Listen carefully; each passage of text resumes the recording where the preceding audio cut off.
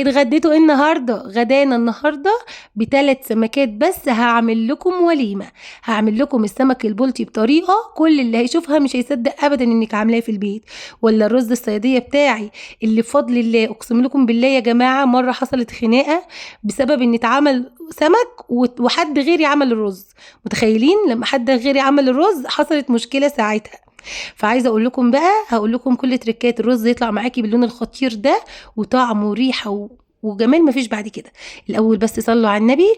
اللهم صل وسلم وبارك على سيدنا محمد وعلى اله وصحبه وسلم. حد يصدق ان كل الكميه دي ب3 سمكات؟ طب يلا نشوف ازاي. في الاول كده معايا 3 سمكات من البلطي، هم حجمهم كبير زي ما انتم شايفين كده. بننضفهم طبعا ونغسلهم كويس وبعدين بنقطعهم جزل. بصوا طرنشات كده، بيكون حلو قوي يا جماعه وبيشرب من التتبيله وبيكون روعه. هعمل ايه؟ هعمل كل الكميه بنفس الطريقه وبعدين بقى بنحضر التتبيله. معايا حوالي نص راس كده من فصوص الثوم، احط عليهم فلفل رومي بارد واحط عليهم شطه هريسه حمراء. ممكن تحطي فلفل احمر على اخضر لو ما عندكيش هريسه، ممكن تحطي هريسه بس لو عايزاها سبايسي قوي براحتك. هنحط بقى شويه عسل ليمون محترمين، نحط كمان شويه كمون محترمين وشويه ملح.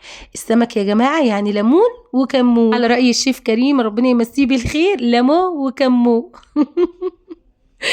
المهم خلاص بقى نتبل السمك حلو قوي، نغرقه كده من جوه ومن بره، والشويه اللي يتبقوا نغلف بيهم كده السمك بالشكل ده ونسيبه 10 دقايق كده في التلاجة لحد ما نحضر الرز. بصلايه بقى متقطعه، ما تكونش مفرومه في الكبه، متقطعه قطع صغيره كده، شوحيها مع معلقه سمنه ومعلقه زيت لحد ما توصل للون اللي قرب يتحرق ده. اول ما تحسي انها تتحرق انزلي بقى بطماطمايه متقطعه صغير بس تكون متقشره، قرن فلفل رومي سليم، شويه كمون، شويه كاري صغيرين، وشويه اسمه ايه يا ولاد، مرقه دجاج، مكعبين مرقه دجاج.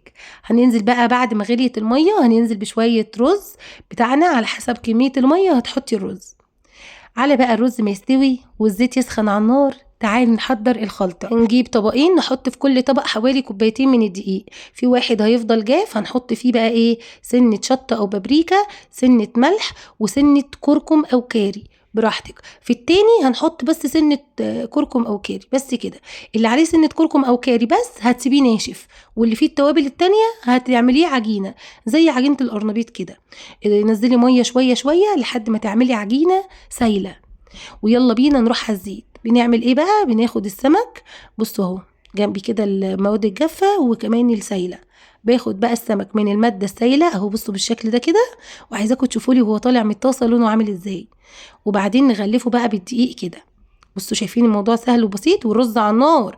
ركزوا لي يا جماعه ان احنا عملنا السمك والرز لسه على النار، يعني ما كملناش، في اقل من نص ساعه كوني عامله السفره دي كلها بفضل الله، مش بتاخد وقت خالص.